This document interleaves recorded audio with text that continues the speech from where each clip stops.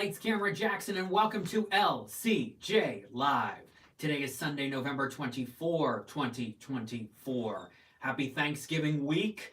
It's a big weekend for the movies. It'll be a big week for the theaters.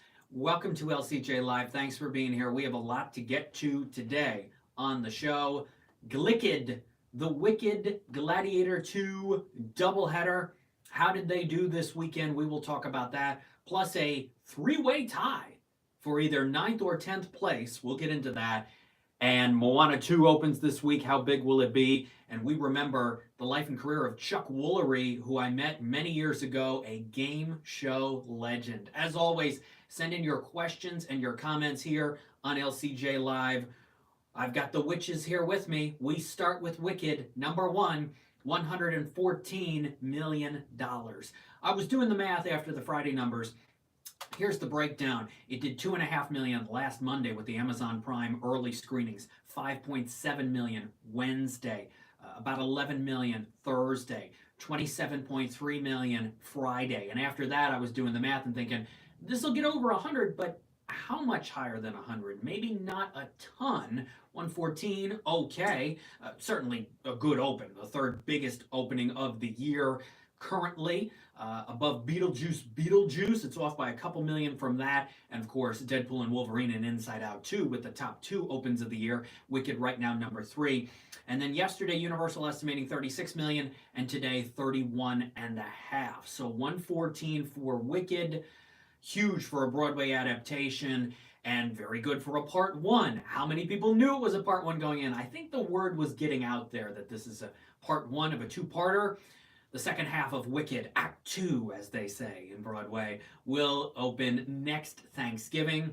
Remember, originally these were going to be Christmas releases, and Universal decided a while back to make them around Thanksgiving time. So 114, already the fifth biggest movie of the year for Universal. It's in that top five, knocking out The Fall Guy, and the third biggest opening weekend of 2024. Number two is Gladiator 2 with $55.5 million. That's pretty good. That's the biggest open of the year for Paramount, as of now, above A Quiet Place Day 1, which did 52.2 back at the end of June. I think Paramount was hoping to get to 60, so it fell a little short of that. But I like Gladiator 2, especially the third act. It's pretty parallel to the original for the first two acts, but then Ridley shakes things up, and it's absolutely one of the most focused films Ridley Scott has made in a long time. The breakdown on that was 6.5 million from the Thursday previews, 15.5 Friday, 18.8 I think for yesterday, and 14.7 for today. Paramount is estimating. So Gladiator 2 about half of what Wicked did this weekend, but still combined, if I do some quick math, I think that's $169.5 million for the top two movies. When you add Red 1 to that, you're over 180. Red 1, 13.3 million this weekend. It's at 52.9 for Amazon MGM. It is their second biggest movie of the year now. It passed Challengers, and it's got to get to about 67 million to beat The Beekeeper to become the biggest Amazon MGM movie of the year. I think that will happen.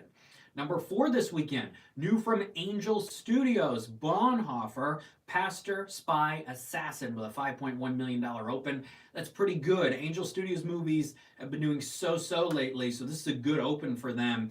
And it'll probably do pretty well this week for Thanksgiving. Right now, their fourth biggest film of the year of the four films they've had. But we'll see if it can get to Cabrini, which did 19.5 to become their biggest film of the year. Number five this weekend, Venom, The Last Dance, added 4 million. It's at 133.8. It is Sony Columbia's third biggest film of the year, behind Bad Boys, Ride or Die, and It Ends With Us. Still 80 million less than what the first two Venom movies did in North America. Number six is The Best Christmas Pageant Ever, which added $3.5 million.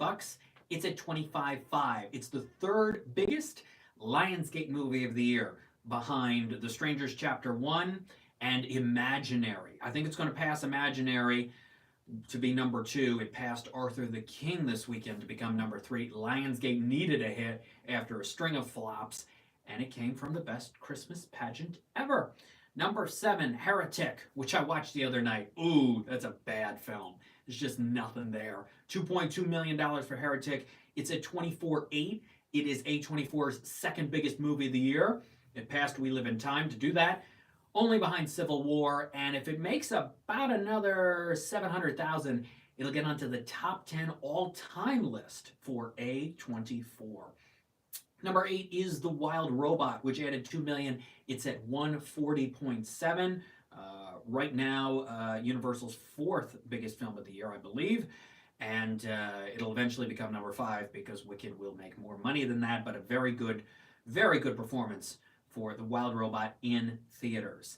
And then we don't have the money yet on Hello Love Again, but it looks like a 3-way tie with 1.1 million each for Smile 2, which is up to 67.8 for Paramount, Conclave, which is up to 29 million for Focus Features, and A Real Pain, which is up to 5 million for Searchlight. With Smile 2, it's the 5th biggest Paramount movie of the year, but Gladiator 2 is going to pass it pretty soon. For Conclave, it's the biggest Focus Features movie of the year and in a while. Focus Features movies haven't hit 29 million in a while, so there you go. And A Real Pain is at 5 million, which is exactly what Kinds of Kindness made for Searchlight earlier this year. The remaining 2 Searchlight films are Night Bitch and A Complete Unknown. Anora added 675,000. It's at 12 million bucks for Neon. It's their 3rd biggest film of the year, climbing on their all-time chart. And Flow, the animated film from director Ginsil Balotis. We have a great conversation at animationscoop.com and lcj.podbean.com. Opened in 2 theaters, one in New York, one in Los Angeles. 51,000, a $25,500 per screen average. That's very good for Flow. Robbie, as an animation fan, I'm curious if you've seen the most acclaimed anime film of the year, Look Back. I have not, but I've seen some other anime films, including The Colors Within, which G-Kids is releasing in select theaters on December 13, before going nationwide January 24. The Colors Within, I don't think I'm allowed to say much on it yet. I think I've got an embargo, but I have seen that and some other anime films. I like to check out several per year. I loved Spy X Family Code White. I was surprised not to see it on the Oscars animated feature shortlist. I was also surprised Hit Pig was not there. I was expecting both of those and have seen many of the others that are on that list. And this week, speaking of animation, Moana 2 opens. It opens Wednesday, and it's going to be big. Is it going to be Inside Out 2 big? I'm not sure, but I think it'll do very well. I mean, we could be talking about a 5-day open of $150 million. At least $100 million. Maybe as high as 150. Inside Out 2 had that 155 from 3 days.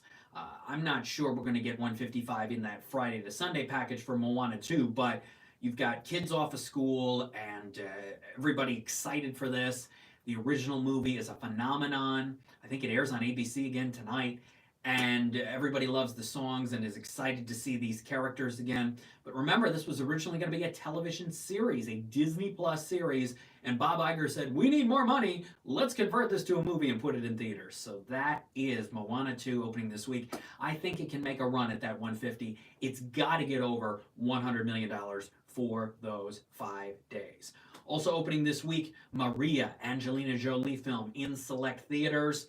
And Queer, which I have seen from Luca Guadagnino, I just found it boring. There's a lot of these movies this year that I just found boring, and that is one of them. Queer opens in select theaters.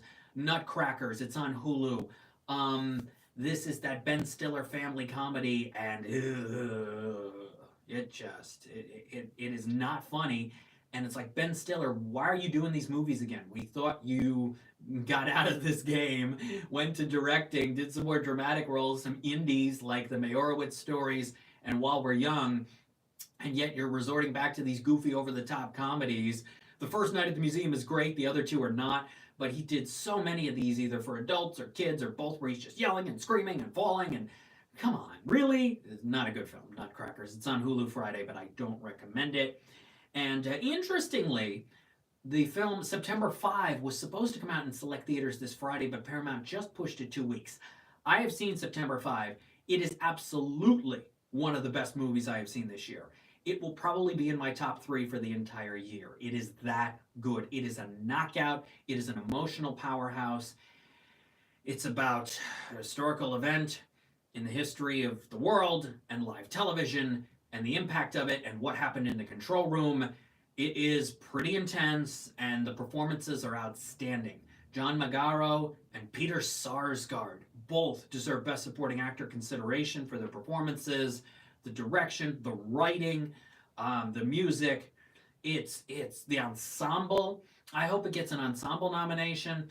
And Paramount did something interesting with this, which is they decide to make it go nationwide after the December 13 limited start, nationwide January 17, which that morning is Oscar nomination morning. So they are banking on this getting a Best Picture nomination and more. And then people saying, all right, I got to go see this right away.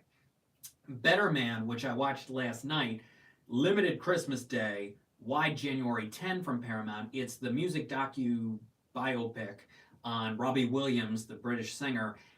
And I liked it for a while, and then it gets so self-indulgent, and the visuals are interesting, but the story is ordinary, and it's got a lot of problems in the last hour and a half. It's long. So I don't love it. I don't hate it, but I don't love Better Man. Paramount, it's got a good film in Gladiator 2 and a really good film in September 5. So Paramount, when it comes to the awards this year, put all your emphasis on September 5. I have conversations with the makers of That Christmas and a new Mickey Mouse holiday special, Mickey and the Very Many Christmases. We've got Simon Otto for That Christmas tomorrow, and the Mickey dynamic duo of Tom Rogers and Rachel Ruderman on Tuesday. AnimationScoop.com and LCJ.podbean.com.